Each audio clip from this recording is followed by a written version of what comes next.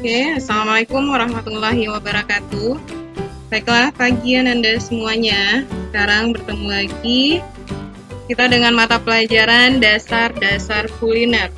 Nah, materi yang untuk hari ini itu adalah pelayanan prima pada bidang kuliner. Pelayanan prima, kira-kira kalau dari bahasanya pelayanan prima, pasti ada di benak Anda kira-kira apa ya pelayanan? Dan apa pula itu pelayanan prima? Kalau kita di bidang kuliner, terutama di bidang pariwisata, pelayanan itu sangat penting karena kita menjual jasa. Jasa kita berarti kita harus ramah, harus sopan, harus baik, senyum. Nah, itu yang dikatakan dengan pelayanan kita, jasa kita ke orang. Nah, sekarang yang mau kita bahas, apa itu pelayanan prima? Anda pasti sudah mengenal hotel, restoran, toko kue, dan juga udah pernah berkunjung kan ke sana. Kira-kira pelayanan mereka saat menyambut kita sebagai tamu bagaimana? Ramahkah atau tidak? Nah, rata-rata pasti ramah. Nanti kita akan mempelajari apa itu pelayanan prima. Berarti berawal nanti dari pengertian pelayanan prima. Anda akan mempelajari pengertian pelayanan prima. Yang kedua itu adalah bentuk-bentuk pelayanan prima yang diberikan. Yang ketiga, bagaimana kita bekerja sama secara efektif dengan kolega dan pelanggan. Kemudian, yang keempat, bagaimana pula kita bekerja dalam lingkungan sosial yang berbeda. Yang kelima, berkomunikasi secara efektif melalui telepon. Berarti ada 5 poin ini yang mau kita pelajari di materi pelayanan prima pada bidang kuliner khususnya. Baiklah Anda semua, sekarang kita masuk materi yang pertama, itu adalah apa itu pelayanan prima atau pengertian pelayanan prima itu apa? Anda lihat orang menyajikan makanan di sebuah restoran atau sebuah toko kue, pelayanannya bagaimana? Nah, pasti kita senang dilayani dengan ramah, dengan senyum, dengan sopan. Itu yang kita butuhkan. Akhirnya kita pasti akan berulang atau sering akan belanja ke sana. Itu yang dikatakan dengan pelayanan prima atau dikatakan dengan excellent service. Nah, apa itu excellent service atau pelayanan prima? Itu adalah kegiatan memberikan pelayanan terbaik kepada pelanggan. Berarti bagaimana pelayanan kita yang terbaik kepada pelanggan agar pelanggan kembali lagi ke tempat kita, ke restoran kita, atau ke toko kue kita. Jadi, tamu atau pelanggan senang berbelanja atau datang ke tempat kita. Itu yang dikatakan dengan excellent service atau pelayanan prima. Nah, pelayanan yang terbaik akan membuat pelanggan merasa puas. Jika pelanggan merasa puas, mereka akan kembali lagi menggunakan produk atau jasa yang ditawarkan. Bahkan, merekomendasikan kepada orang lain. Sehingga dapat meningkatkan penjualan, keuntungan, serta citra perusahaan. Nah, itulah yang dikatakan dengan pelayanan prima. Kemudian yang kedua, apa itu bentuk-bentuk pelayanan prima yang diberikan? Nah, bentuk-bentuk pelayanan prima yang diberikan itu adalah yang pertama berkaitan dengan kualitas produk. Jadi kita harus memberikan kualitas produk yang bagus. Yang kedua, penampilan diri. Jadi penampilan kita harus kita perhatikan. Kerapian, kemudian bersih, hygiene juga diperlukan, hygiene personal. Berikutnya itu adalah sikap. Bagaimana sikap kita melayani pelanggan. Yang berikutnya itu adalah kualitas produk. Kita bahas satu persatu. Bagaimana kualitas produk kita? Kualitas produk yang terjaga maksudnya adalah produk kita bebas dari kotoran, kemudian terjaga sanitasi hygiene-nya dari kebersihan, bentuk, rasa, warna, serta kesesuaiannya dengan harga yang ditawarkan. Nah, Anda mungkin melihat bagaimana harga produk yang dijual di hotel itu lebih mahal dibandingkan yang di eceran atau di pasar. Kenapa? Karena dia menjual jasanya dan kebersihannya juga terjamin. Kemudian packagingnya, kesesuaian rasa dan warnanya, packaging juga yang ditawarkan menarik, makanya harganya lebih mahal dibandingkan yang dijual di pasaran. Nah, untuk itu dibutuhkan kemampuan seseorang untuk menjaga konsistensi dari produk yang dibuatnya, kebersihan proses pengolahannya, serta penyajiannya. Itu yang sangat penting, menjaga kualitas produk. Kemudian penyajian makanan. Penyajian makanan dilakukan dalam waktu yang sesuai dengan jenis restoran. Misalnya, restoran fast food seharusnya menyajikan makanannya dengan cepat saji dan tidak membiarkan pelanggan menunggu lama. Berarti penyajian makanan yang fast food juga harus cepat dalam penyajiannya. Yang berikutnya adalah penampilan diri. Nah, Ananda, kalau kita menjual jasa, penampilan diri kita harus diperhatikan. Bagaimana penampilan diri seorang karyawan atau staf yang baik, bersih, dan rapi.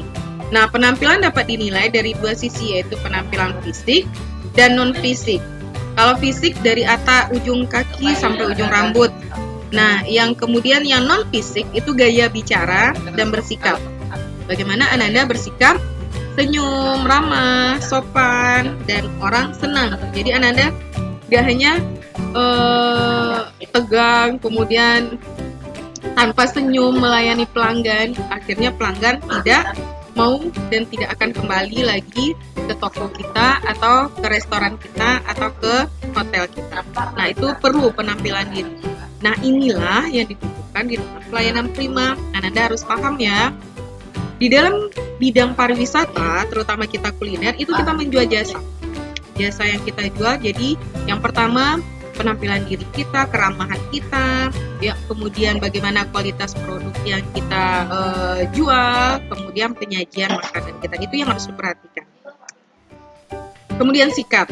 Nah, sikap ini bagaimana? Sikap staf yang ramah, perhatian, dan siap membantu kesulitan pelanggan dalam segala hal. Jadi tidak ada yang marah, kita harus ramah, bukan marah ya. Nah, itu yang sikap yang harus kita tunjukkan dalam pelayanan. Nah, mungkin ada orang yang tidak mengetahui tempat toilet di mana atau bagaimana menggunakan produk ini atau bagaimana cara membukanya. Kita harus melayaninya dengan baik. Itu yang dikatakan dengan sikap kita kepada pelanggan. Nah, yang materi berikutnya, poin berikutnya itu adalah bekerja sama secara efektif dengan kolega dan pelanggan. Jadi kita dalam menjual jasa ini, terutama di bidang kuliner, kita juga harus bekerja sama secara efektif dengan kolega dan pelanggan. Nah, siapa itu kolega dan siapa pula itu pelanggan? Bekerja sama secara efektif dengan kolega dan pelanggan merupakan bagian dari pelayanan prima. Jadi kita harus menjalin hubungan yang baik antara kolega dan pelanggan agar orang mau lagi kembali ke restoran atau ke toko kue atau ke catering yang kita punya. Berarti itu kita harus menjaga sikap kita dan bekerja sama secara efektif dengan kolega dan pelanggan biar pelanggan kita tidak lari atau istilahnya banyak pelanggan yang datang ke tempat kita akibat pelayanan kita yang sangat bagus. Kemudian komunikasi. Nah, komunikasi ini yang penting. Komunikasi adalah proses penyampaian pesan dari sebuah pihak kepada pihak lain. Kalau seandainya komunikasi kita kurang, tidak efektif, maka akan terjadi kesalahpahaman. Akhirnya orang tidak mau lagi bekerja sama dengan industri kita ataupun dengan kita sebagai penjual jasa. Nah, dalam dunia industri yang profesional, komunikasi dengan pelanggan atau kolega perlu dilakukan dengan cara yang sopan, profesional, jelas, dan ringkas. Di tempat kerja ada dua bentuk komunikasi yang dapat dilakukan, yaitu komunikasi verbal dengan lisan maupun tulisan. Yang kedua, komunikasi non-verbal dengan gestur, raut muka, gerakan tangan, dan sebagainya. Itu yang harus kita perlihatkan. Jadi kita bisa komunikasi verbal juga, lisan maupun tulisan, dan komunikasi non-verbal juga, yaitu gestur, isyarat tubuh kita, raut muka, gerakan tangan, dan sebagainya. Itu yang mengisyaratkan komunikasi kita non-verbal. Nah, yang berikutnya, tips melakukan komunikasi di tempat kerja secara sopan, profesional, dan bersahabat. Yang pertama, ikuti standar berkomunikasi, berbahasa yang benar di tempat kerja. Misalnya standar bagaimana menyapa pelanggan atau menjawab telepon. Nah, itu ada aturannya di tempat kerja. Kemudian setiap perusahaan memiliki standar sendiri untuk hal ini. Jadi Anda nantinya kalau misalnya bekerja di suatu tempat kerja, itu ada standar berkomunikasi. Bagaimana cara mengambil telepon dari pelanggan, menjawab telepon dari pelanggan, bagaimana cara berbahasa dan berkomunikasi. Kemudian yang kedua, poin kedua itu adalah sebut nama lawan bicara jika kalian mengetahuinya. Berarti Anda harus menyebutkan nama lawan bicara kita. Yang ketiga, selalu berkata jujur, bijaksana, memberikan perhatian dan rasa hormat. Nah, yang keempat, jangan lupa kata maaf, tolong, dan terima kasih. Nah, kata tiga ini harus Ananda selalu ucapkan. Maaf sebelumnya Pak, ada yang bisa kami bantu? Tolong, dan terima kasih. Jadi ada kata-kata tiga ini yang selalu Ananda ingat untuk berkomunikasi. Kemudian yang berikutnya, poin kelima, berbicaralah dengan suara yang normal. Tidak terlalu lirik dan juga tidak terlalu keras, jadi normal.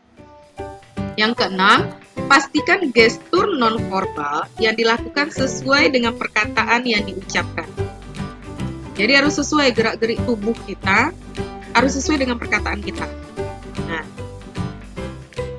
kemudian dalam melayani pelanggan eksternal, berarti yang di luar, terkadang ada pelanggan berkebutuhan khusus, misalnya orang dengan disabilitas. Yang kedua, keterbatasan bahasa. Yang ketiga, kebutuhan lain yang khusus, misalnya alergi makanan tertentu, harus makan makanan tertentu, dan sebagainya.